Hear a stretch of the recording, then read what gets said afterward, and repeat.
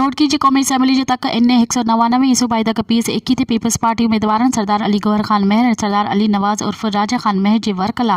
Adalpur town committee में peoples party अॻवान जाम ज़फ़रुल्ला खान धारी जो पारां आदलपुर शहर जिथई मोहल्ला पीर मुबारक शाह बगदाती समेत ॻोठ अदलू सोलंगी गोलो अबड़ो ऐं ॿियनि इलाक़नि में वर्क तेज़ करे छॾी आहे। इन मौक़े ते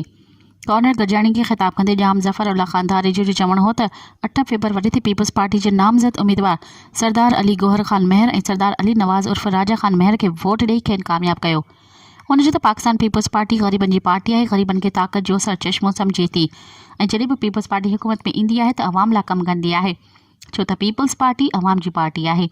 ऐं अवाम जी ख़िदमत करण ते यकीन रखे थी। इन मौक़े ते सोलंगी बिरादरी, कलवड़ बिरादरी, थहीम बिरादरी, उन्नड़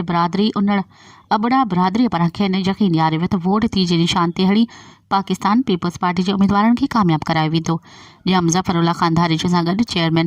टाउन कमेटी आदलपुर जाम नौशेर अवा खान धारी जो वाइस चेयरमैन अब्दुल गफ़ार कलवड़, इल्मुद्दीन सोलंगी समेत PP आदलपुर जा उहिदेदार पिणु गॾु हुआ। मज़ीद ख़बरनि ऐं तफ़सीलात लाइ विज़िट कयो असांजी वेबसाइट www.awamiNewsHD.com ऐं ॾिसंदा रहो अवामी न्यूज़ HD।